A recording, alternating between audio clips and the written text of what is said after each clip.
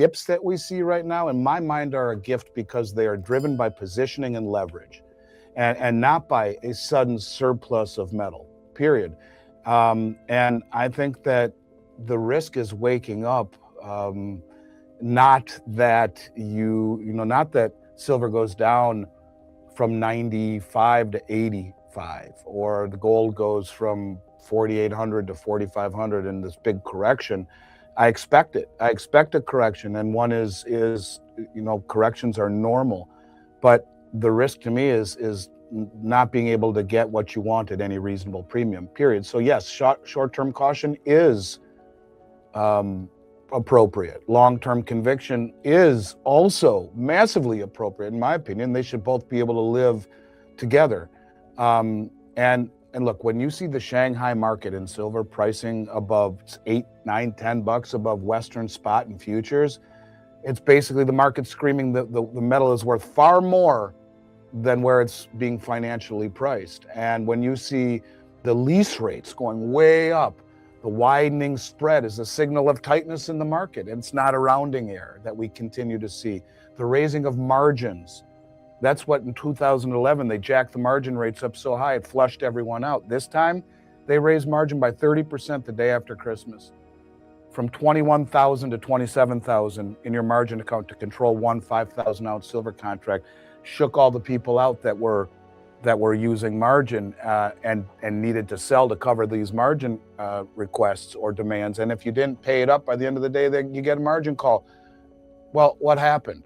Normally in 2011, and normally that kneecaps the market. These people that are standing for delivery for 100 million ounces in 40 days, do you think they're using margin? No, they're not. This is the highest level of high. These are central banks, commercial banks, Tesla, Samsung, you name it. Tesla and Samsung would be poor compared to the people that are standing for delivery at this level. These are sovereign nations. This is the US government. This is repricing in an asset that has never been allowed to find real price discovery.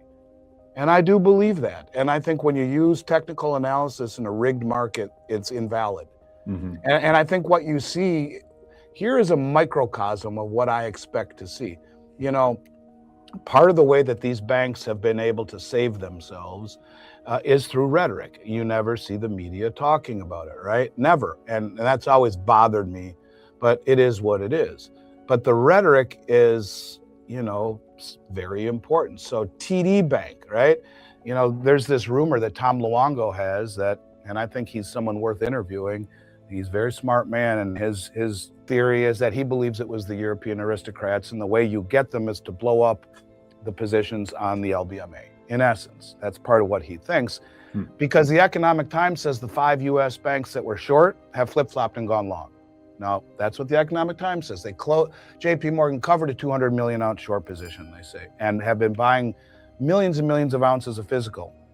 And that the 5 banks of the 8 Western banks that were short, all of these years collusively going back and forth to hold the price of gold and silver down, the US banks are now long, exposing the short banks. So TD Bank, I'm going to read to you what TD Bank did in Canada.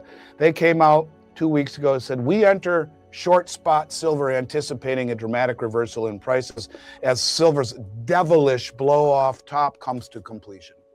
TD Securities entered a short position in silver futures in early January 2026, betting the price would fall towards $40 an ounce. They placed a stop loss around $92 an ounce to limit losses as the price went the other way. And guess what? They just got stopped out on Friday.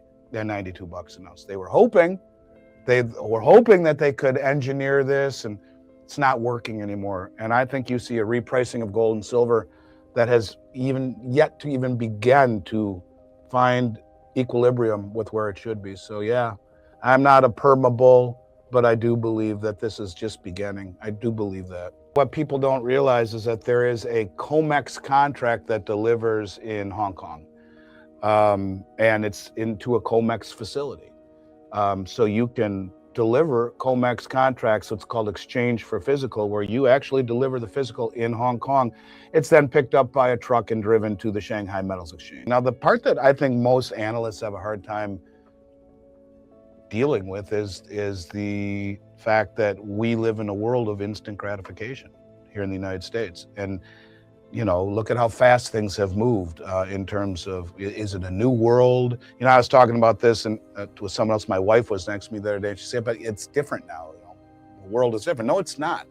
Richard Russell used to tell me, who was one of the greatest human beings I've ever known in my life, that if you made 7% per year, you will go down in the investing Hall of Fame. But that changed with Apple and Nvidia and Bitcoin and this instant gratification of, five-fold increase in profit is something that is not sustainable in normal markets. And so I think that people have a hard time understanding that, well, why don't they just buy everything up? Because they would cut off their nose to spite their face and blow up the exchanges and everyone would figure out what they're doing. But if they cut you with a piece of paper over and over and over and over and over and over again, a little cut, little bit, little bit, little bit, little bit, little bit, and now someone, thank God, has woken up in the West, here in the United States. Thank God someone got to this administration and said, we are being paper cut to death. If we do not do this and start becoming massive importers of this stuff, and we'll call it tariffs, it's not tariffs, it's reshoring. If we call it tariffs, they'll believe it, because these banks were all collusive together, the Western banks. Mm-hmm. What, in essence, Luongo is saying is that Trump flipped the script. He's very angry and believes it was the people, the European elite, the aristocrats, the old money that was behind all this, that did everything they did to keep him out of office. So we'll flip-flop. There's this massive short position that you guys have, you 5 Western U.S. banks. We're going to say it's tariffs. Don't worry, it's only one way. Well, the bars will come back, just we need to cover. No, we need to reshore. And now we go long. And what happens when there is a failure to deliver? And I've told this story over and over and over again about Bear Stearns and Bart Chilton and his interview on Chris Marcus's podcast and on Andrew Maguire's podcast, where he admits that Bear Stearns largely went bankrupt because silver went to $21. They had the largest short position. And what happened after that with JP Morgan. And the head of the CTFC admits this on these podcasts. I keep getting proven right. I'm not saying I'm a soothsayer or anything. Maybe I'm just stupid enough to say these things in public. And when I'm wrong, I admit it. Or if I say something incorrectly, I admit it to you, to your fellowship and publicly. These countries that had started the ball rolling were never coordinated, motivated, sophisticated, or wealthy enough to stand for delivery. They had no desire to do so, but now they are. And it is the Achilles heel to the entire system. And when Bix Weir used to say that, I'm like, well, how can that be the Achilles heel? It's just the silver market. I don't get it. Think about it.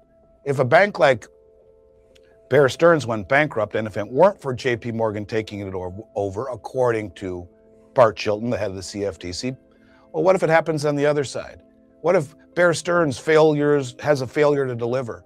And all of the things that Bear Stearns is involved in, equities, Forex, interest rates, you name it, boom, boom, boom, everyone yanks their money out and the contagion blows the whole thing up. Now, could that happen? Yeah, absolutely it can. And to think it can't is stupid. And to play this game of it always being about normalcy bias is, I think, a very big mistake. So yes, this is something that could get really crazy, and I don't even think we've begun to see it because they've never let it get to real price discovery, whether it be the West wanting to hold down silver due to the military-industrial complex's need for cheap silver to make weapons to rule the world, or Gibson's paradox, which is the inverse relationship between real interest rates and gold. The West, who ruled the world financially, didn't want gold to go higher when they embarked upon a zero interest rate policy because they offshored all their manufacturing. We got to make people still feel wealthy. How do we do that? Suppress interest rates. Okay, now everyone's wealthy. Their 401k went way up. Their house is an ATM machine because they can refinance it, pay less than they did before, take out money, take a trip to Hawaii, buy four Wave Runners and a new car, and still pay less than they did last year. That's what zero interest rate suppression did. You had to kill the canary in the mine shaft, which was gold. This is what's happening now, largely to the economy, where an economy has been distorted with asset prices that are way out of whack based upon years of suppressed interest rates. What happens if rates rise? This is why they can't let rates rise. And so this is all part and parcel to why the rest of the world does not trust the West anymore, because of what we have done largely militarily, weaponizing the treasury, suppressing interest rates and creating distortions in asset prices. All of these things you could say is a major departure from the moral high ground that we stood upon after World War II. The world now gets it, and they're getting it through standing for delivery. Thank God someone in this country got to this administration and said, we need to do the same thing, because I will tell you, all you need to know about anything is look at the deliveries every month. The people doing this are the most well-informed people in the world.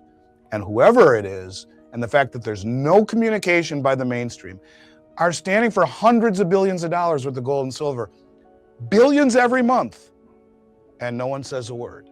That's all you need to know as to where the trajectory, that's Michael Oliver, that's momentum. Where's the momentum? Right there. Look at the biggest money in the world doing it right here in our backyard. It'd be nice if the media told us about it. People will start looking for real money again. People will start looking for real money again, and that's a repricing. And I say that like this. I go back to Richard Russell. Money used to be slow, right? You earned it, you saved it, you invested. That's Austrian economics, where you save, you invest, you reinvest. And you did it into things that actually produced value, factories, businesses, etc. But today, it seems that money isn't slow anymore. It's fast, it's created instantly. It's pushed into speculation instead of production. All the money that was created after the 2008 financial crash, well, we didn't see inflation because it went into financial assets. Yeah, we saw financial asset price inflation, Right, and so most of that wealth that people see today didn't come from real growth. It came from financial bubbles and speculation, and that only works as long as trust holds. And I think for a long time, the US or the world absorbed our inflation by holding dollars as reserves. But once the dollar was weaponized against Russia, really, that trust began to break. And then when confidence fades, this privilege that we've had turns into a liability.